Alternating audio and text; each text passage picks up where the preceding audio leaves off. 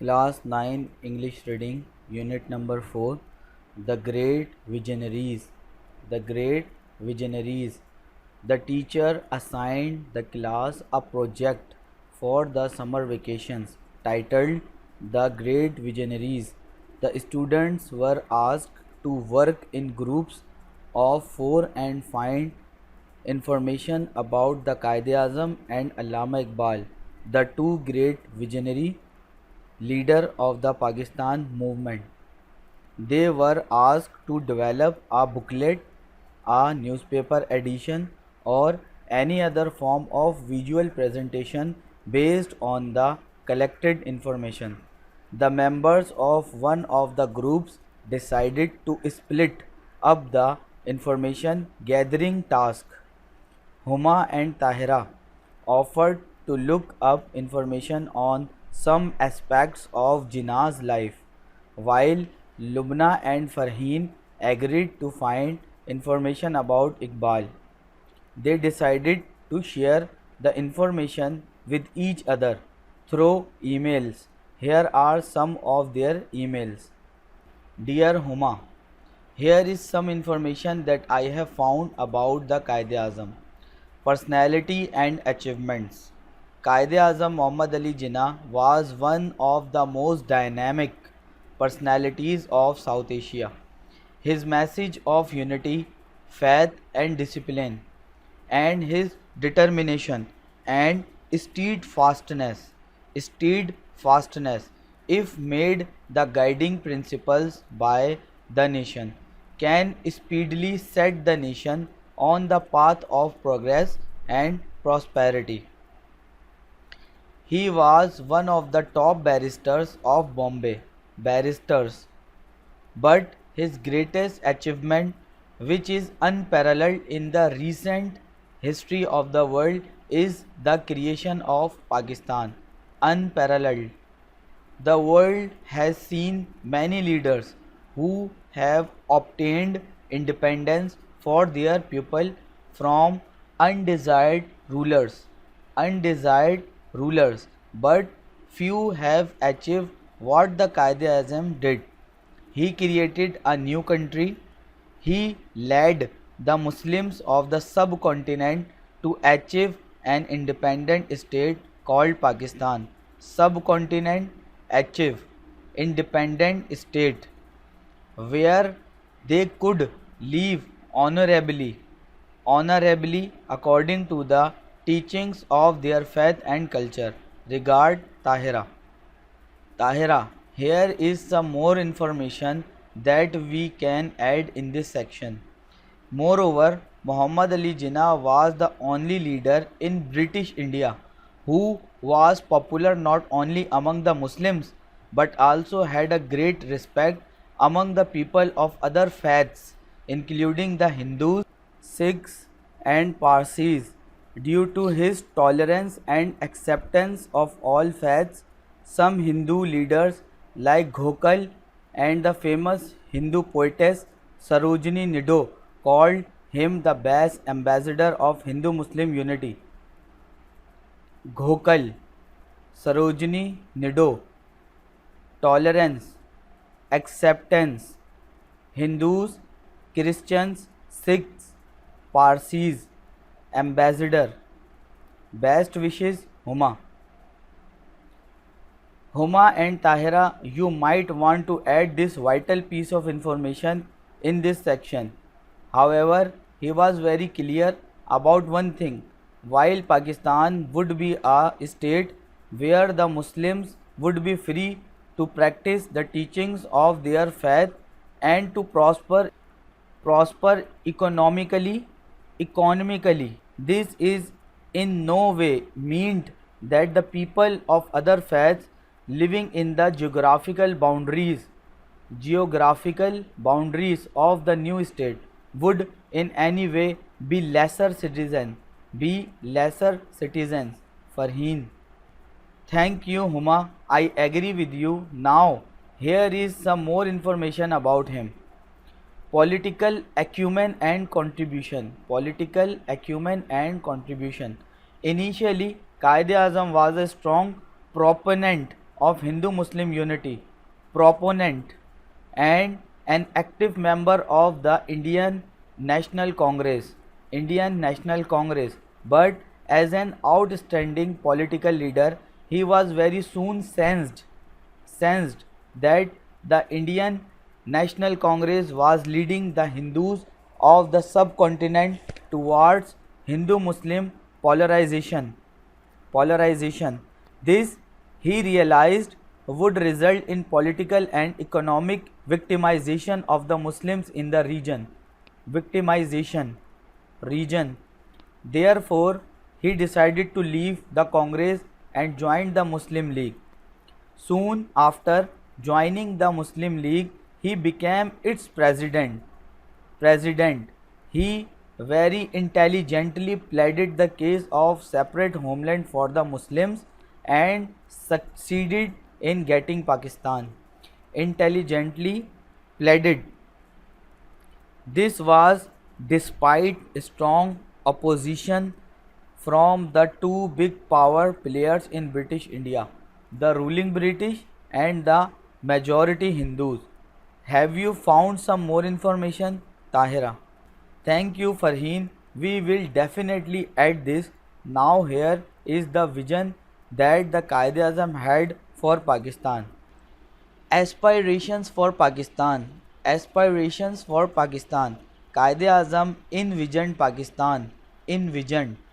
as a nation state ensuring equal rights for all citizens of Pakistan. On August 11, 1947, the Quaid-e-Azam on his election as the first president of the Constituent Assembly of Pakistan declared, you are free to go to your temples, you are free to go to your mosques or to any other place of worship in this state of Pakistan. We are starting in the days when there is no discrimination, no distinction between one community and another. We are starting with this fundamental principle that we are all citizens and equal citizens of one state. Fundamental principle. Citizens. He also wanted Pakistan to be a state where justice and merit prevailed. He wanted the people of Pakistan to be united and to work toward making this new country an exemplary state. He said, my guiding principle will be justice and complete impartiality.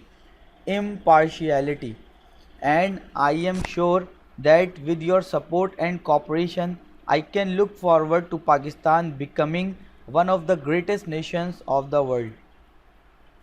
Alas, this great leader had to leave this world before he could transform his ideals into practical steps. It is now our responsibility to set the future directions for this great country by implementing the Quaid's vision of Pakistan. If we truly want to pay homage to our great Quaid, we should try and do the things he wanted us to do and not merely press what he did. On every Independence Day, we should think of what we need to do to take Pakistan forward on the way to peace and prosperity. Tahira, I think we now have enough information about the Quaid-e-Azam. Let's see what Lubna and Farheen find about Allama Iqbal. We will then meet and decide how to present all this information. Best wishes, Huma. Dear Farheen, now that my cousin's wedding is over, I have managed to find the following information about the poet of the East. Personality and achievements. Allama Muhammad Iqbal, the poet of East, was no doubt a great poet, but poetry was only one of his many accomplishments. He began his professional career as a professor of Arabic at the Oriental College. Professional career, Oriental College, Lahore. After doing his MA in 1899, in 1905 he went to London to study law and received a law degree. He thus became a barrister by profession. Barrister. But this does not mean that he gave up everything else. This versatile personality continued his quest for knowledge in various fields. Versatile personality. And in 1908 he was awarded a PhD degree by Munich University in Germany for his work on Persian philosophy. Persian philosophy. That is why he is also known as Dr. Muhammad Iqbal. Regards, Lubna. Thanks, Lubna. Here's the information that I have found. Political acumen and contribution. Allama Iqbal also took an active part in politics and worked for the cause of the Muslims of South Asia. He was elected as a member of Punjab Legislative Council in 1926. Legislative Council, a post he held till 1929. By then, he had become deeply involved with the Muslim League activities due to his commitment to the cause of Muslim rights in India. He was soon elected as the president of the Punjab branch of All India Muslim League, a post he held till the time of his death. One of Iqbal's biggest political contributions is his Allahabad address. Biggest political contributions, Allahabad address, which he delivered in 1930 when he presided over the Allahabad meeting of the All India Muslim League. It was on this historic occasion that he made a definite demand for a separate Muslim state in South Asia. In his presidential address, Dr. Iqbal said, India is a continent of human groups belonging to different races, speaking different languages, and believing in different religions. The Muslim demand to create a Muslim India within India is in no way without justice. For my part, I would like to go one step further. I would like to see the Punjab, Northwest Frontier Province, Sindh and Balochistan unite under a single Muslim state. However, this demand shocked both the Hindus and the British alike, and they both opposed it.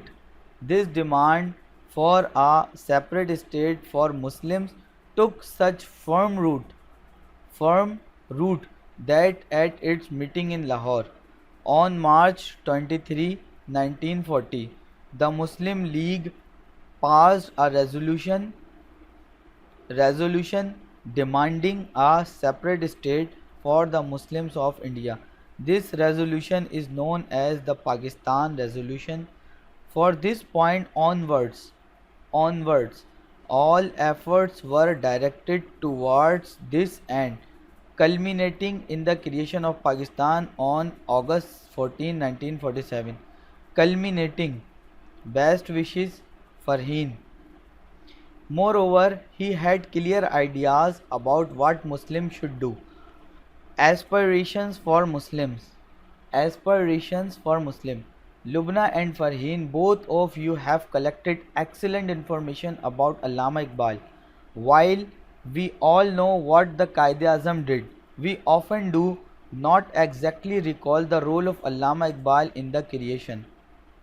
Allama Iqbal died in 1938, 9 years before the creation of Pakistan, but he played a major role in its creation by planting the seeds of a separate state for the Muslims of India in people's minds. Quaid-e-Azam praised Iqbal's role in a message on his death. To me, he was a friend, guide, and philosopher, and during the darkest moment through which the Muslim League had to go, he stood like a rock. Allama Iqbal had a great love for Islam. He always advised the Muslims to remain true to their faith and to practice it in letter and spirit. In his Allahabad address, he said, I have learned one lesson from the history of Muslims. At difficult moments in their history, it is Islam that has saved Muslims and not Muslims that have saved Islam. If today you put your faith in Islam, you will become strong and united once again and save yourself from complete destruction. Tahira.